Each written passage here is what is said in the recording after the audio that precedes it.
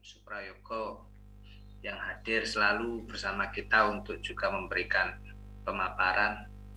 Nah, nanti yang kesulitan mendengarkan bahasa Arab, yang mendengarkan Prof. Imam ini, beliau tidak pakai bahasa Arab. Silakan, Prof.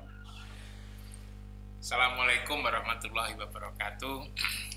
Assalamualaikum warahmatullahi wabarakatuh. Alhamdulillahirabbil alamin wassalatu wassalamu ala asrofil anbiya'i wal mursalin Sayyidina wa Maulana Muhammadin wa ala alihi wa sahbihi ajmain. Amma ba'du. Kita banyak bersyukur pada Allah, salawat dan salam kita persembahkan ke hadapan ikutan kita Muhammad Rasulullah sallallahu alaihi wasallam. Saya menikmati Mas Husnaini uraian dari Prof. Husain. Walaupun saya tidak bisa bahasa Arab, tapi masih menikmati. Saya ikuti dari kalimat ke kalimat, dari awal hingga akhir. Semua memberikan kepengkayaan pemahaman saya tentang Al-Quran ini.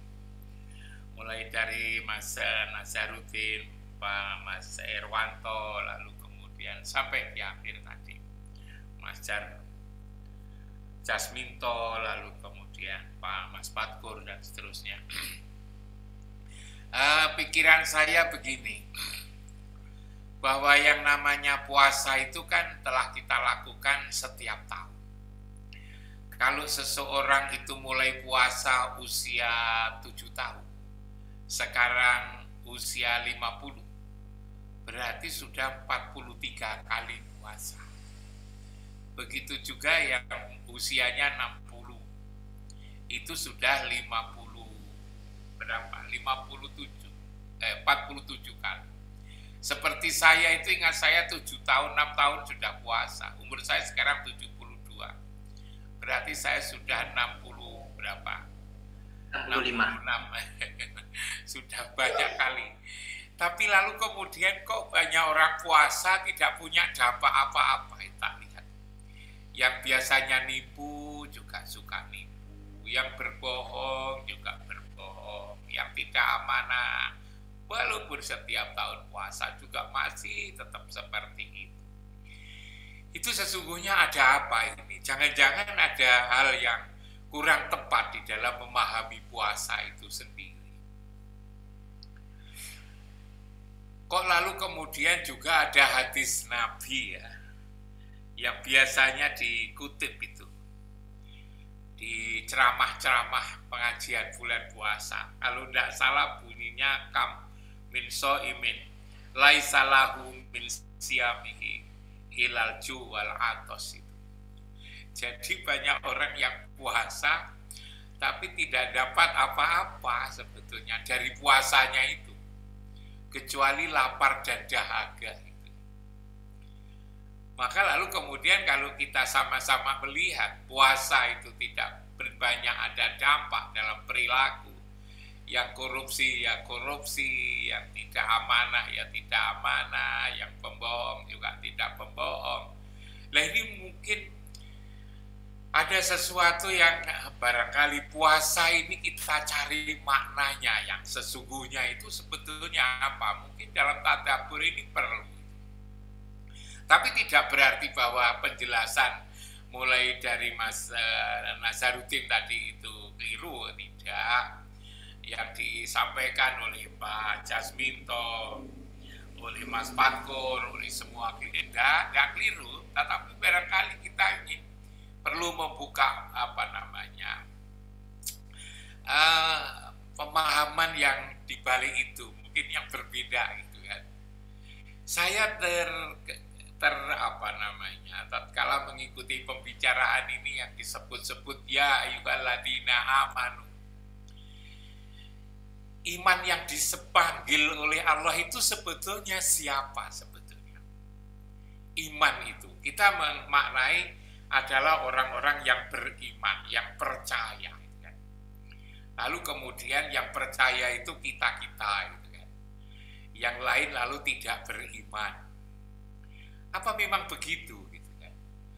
Saya kok teringat dengan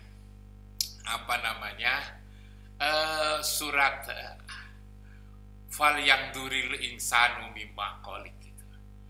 Fal yang duril insanu mimma kholik. Hendaknya engkau memperhatikan dari apa engkau itu dijadikan. Ini kalau diuraikan panjang. Ternyata kita ini kan dari sperma yang lalu kemudian masuk di ovum. Lalu kemudian membesar sampai umur 4 bulan 10 hari. Sudah terbentuk sebuah manusia. Lalu kemudian itu tidak dianggap sempurna. Disempurnakan oleh Allah dengan dikabarkan di surat As-Sajdah ayat 9 itu. Summa sawahu wa nafakha fihi min ruh. Jadi ada dua unsur ya, dua tubuh ya, yang ada pada diri kita ini ada dua unsur. Yang pertama adalah dari ibu bapak itu. Yang kedua adalah ditiupkannya ruh. Ada yang dari Allah, ada yang dari bapak dan ibu. Rupa-rupanya yang dari bapak dan ibu itulah disebut dengan anas, disebut dengan insan. Yang kalau disebut dengan anas, disebut dengan insan, maka lalu kita kalau lihat Al-Quran, seperti berkali-kali saya sebut, innal insana li rabbihi lakanut, innal insana layatqa, innal insana lafi khusrin, innal insana lazulmun mubin, doluman jahula kafuro, yang serba negatif kecuali satu, ialah laqad khalaqnal insana fi ahsani taqwim, tapi juga segera, laki-laki segera, summa radadnahu asfala safilin. Inilah sebetulnya yang berasal dari bapak dan ibu ini. Lalu siapa yang berasal dari Allah ini? Yang itu summa sawahu wa nafakha fihi min ruhihi. Ruhi itu siapa? Ruh itulah sebetulnya yang dari Allah yang disebut dengan iman itu. Iman, cahaya atau nur adalah kitab itu sebetulnya itu. Yang diseru untuk berpuasa itu yang dari Allah itu. Yang sifatnya adalah ruhaniyah. Karena itu yang dipuasakan juga hal-hal yang bersifat ruhaniyah pula. Yang dipuasakan bukan lalu kemudian sebatas makan, minum, hubungan seksual siang hari, bukan itu. Kalau itu saja belum bisa la'allakum tattaqun. Betapa banyak orang yang tidak makan, yang lapar, macam-macam itu ternyata juga tidak menjadi takwa. Tapi yang dipuasakan ruhani itu apa? Yang dipuasakan ya sama-sama ruhani. Ialah hawa nafsu dunia setan itu. Yang lalu kemudian kalau 4 itu berkolaborasi lalu melahirkan 10 kejahatan lainnya, ialah aji, pria, sombong, hasut, iri, dengki, takabur, lalu tamak, fitnah, loba, jumlahnya 10 tambah 4, 14. Bahkan kalau 14 itu berkolaborasi melahirkan 3 lagi.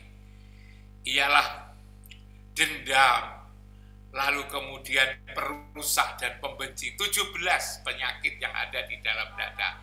17 penyakit hati, penyakit yang ada di dalam tubuh kita ini yang berasal dari ibu bapak, itulah yang seharusnya dipuasakan, dikendalikan. Kalau disingkat itulah 17 itu menjadi jin, menjadi iblis, menjadi setan. Jin, iblis, setan yang ada pada diri kita inilah pada bulan puasa hendaknya dipuasakan, hendaknya dikendalikan, hendaknya ditahan. Ketika bulan puasa sebulan penuh itu untuk berlatih, untuk latihan, maka lalu kemudian supaya ditahan, jangan bergerak. Yang dimenangkan adalah iman, adalah yang dari Tuhan ini, adalah cahaya, adalah kitab, yang itu adalah turunan Muhammad, bukan keturunan Muhammad, turunan Muhammad. Yang sifatnya adalah sidik, amanah, tabligh, fatonah ini yang dimenangkan. Karena itulah maka kalau ini yang dipuasakan, ialah memuasakan hawa nafsu dunia setan, dan lalu kemudian anak pinak kejahatan diri itu, maka puasa kita tidak saja dapatkan lapar dan dahaga, tetapi dia akan menjadi pengikut Muhammad. Pengikut yang dimaksud itu adalah sifat-sifatnya yang diikuti, ialah sidik, amanah, tabligh, dan fatonah itu yang diikuti itu. Maka lalu kemudian orang yang mengikut Muhammad itulah, lalu kemudian di akhir ini la'alakum tatakun, supaya menjadi orang yang bertakwa. Siapa orang bertakwa yang ditanyakan oleh Mas Nazaruddin supaya itu diurai tadi, diperjelas itu? Maka kita juga pernah membaca inna akramakum indallahi atqakum. Sesungguhnya orang yang paling mulia di sisi Allah adalah orang yang bertakwa. Orang bertakwa itu adalah orang yang di sisi Allah. Kenapa disebut di sisi Allah? Karena ngikut Muhammad. Kalau Muhammad itu dengan Allah, Muhammad itu bersama Allah, Muhammad itu serta Allah. Lah siapa yang mengikut Muhammad, itulah yang disebut dengan di sisi Allah. Karena disebut di sisi Allah karena ngikut Muhammad. Yang diikuti apa? Yang diikuti adalah sifat-sifatnya itu. Nah, kalau seperti ini puasa kita, puasa yang kira-kira tidak sekedar dikatakan dalam hadis tadi, kamin so'imin laisa lahu min siyamihi ilal ju wal atos, tetapi karena sebulan penuh mempuasakan 17 penyakit yang ada di dalam dada ini, yang fi qulubihi maradun itu, maka lalu kemudian setelah puasa kita disebut mendapatkan kemenangan. Menang apa? Menang iman ini yang datang dari Allah ini, itu bisa memenangkan hawa nafsu, yang kalau Rasul mengatakan itu adalah perang besar, itu kan, jihad besar, itu kan.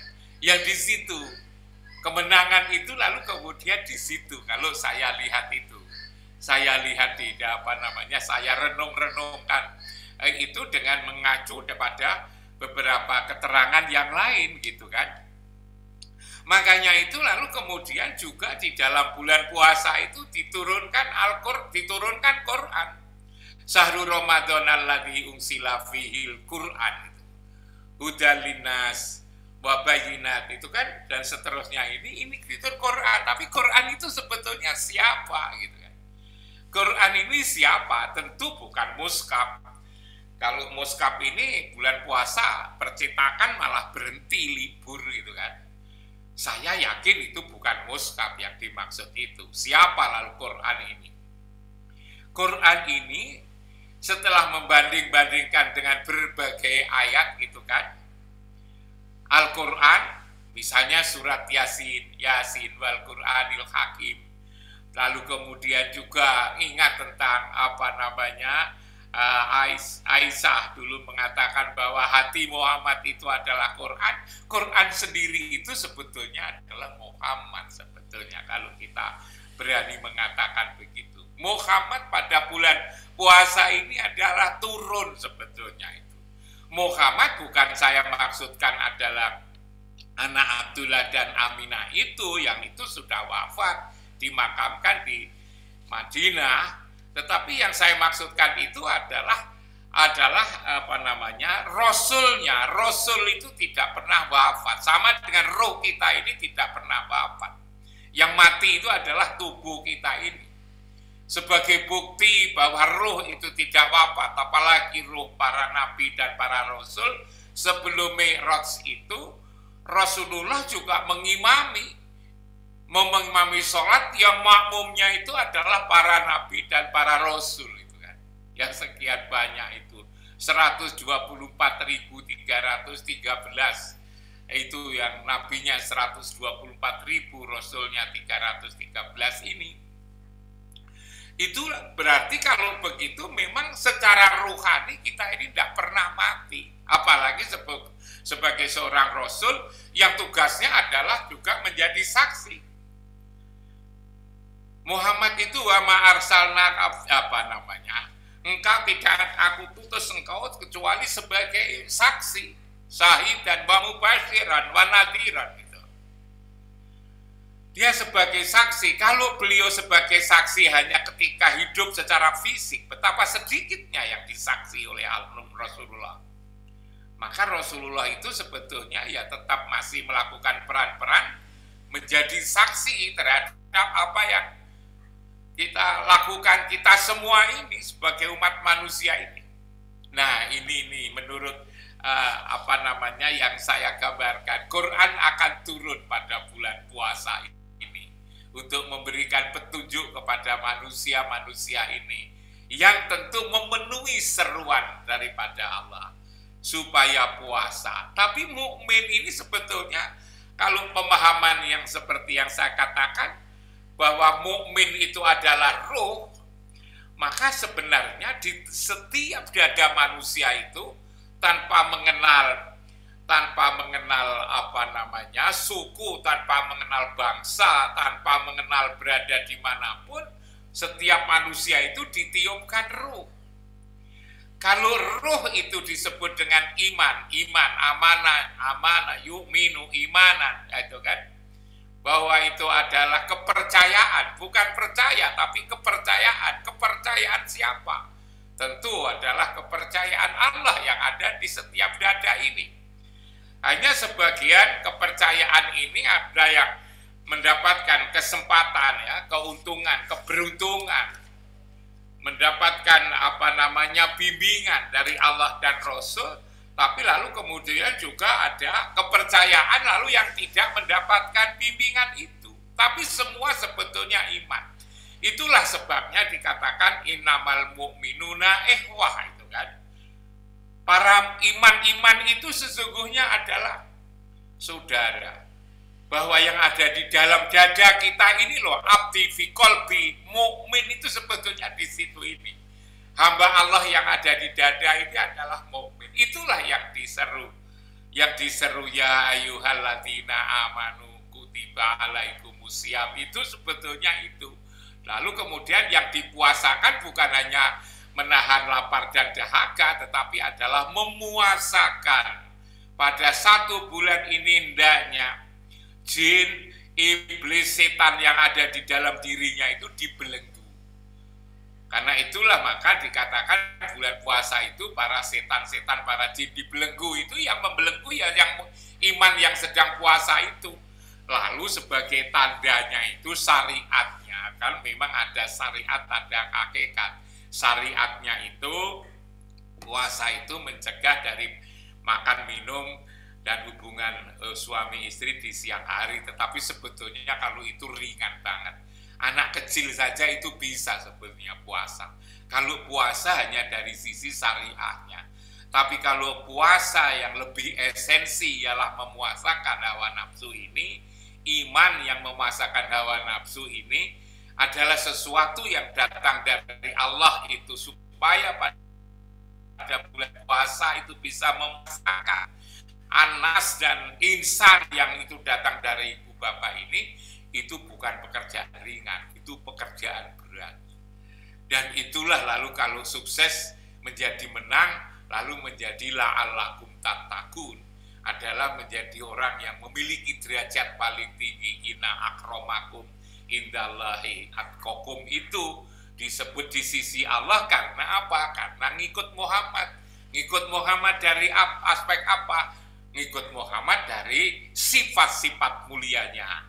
Karena ruh itu adalah turunan Muhammad. Tetapi kalau tubuh kita ini adalah keturunan Adam. Nah, di sini, ini kalau saya lihat esensi sholat. Sholat apa? Esensi puasa. Dan puasa yang seperti ini sesungguhnya berat sekali. Tidak bisa anak kecil gitu kalau kemudian yang belum mengerti ya untuk puasa, ya mungkin puasa syariah aja lah. Tidak makan, tidak minum sampai beduk atau sampai jam 1, jam 2. Itu pelatihannya. Tetapi kalau saya lihat hakikat yang sebenarnya dari puasa adalah bagaimana memuasakan hawa nafsu yang ada di dalam dada, memuasakan jin, iblis dan setan yang ada di dalam diri kita masing-masing itu. Karena itu lalu ganjarannya menjadi berat, menjadi besar sekali, dan itu memang kalau dipikir seperti itu, maka ya memang orang menghendaki setelah panjang hidup itu berpuasa. Karena berpuasa itu sebenarnya adalah memuasakan hawa nafsu dunia setan dan berbagai anak cucu penyakitnya itu tadi. Dan bahkan kalau Cak Nun tadi dikatakan itu Tuhan pun berpuasa, ya pasti Tuhan tidak mau dengan sifat-sifat manusia yang buruk itu. Karena itu kalau Cak Nun mengatakan puasa adalah puasa yang sebagaimana menjauhi dari hal-hal yang sifatnya merusak, sifatnya sombong, penipu, tamak, iri, dengki, dan seterusnya. Saya kira itu, mohon maaf kalau saya keliru, ini sebagai bahan pertimbangan saja Mas Husna ini, tapi saya katakan bahwa puasa ini tidak sederhana itu. Puasa itu siapa yang puasa dan apa yang dipuasakan. Yang puasa ini adalah iman, kan? Yang diseru dengan seruan ya ayyuhalladzina amanu. Amanu, iman itulah yang datang dari Allah, supaya diselamatkan agar kelak nanti bisa kembali kepada Allah. Innalillahi wa inna ilaihi rajiun, bisa kembali kepada Allah. Kembali kepada Allah bukan perkara gampang, karena Allah itu adalah suci dan hanya menerima yang suci-suci. Kurang lebihnya mohon maaf. Assalamualaikum warahmatullahi wabarakatuh.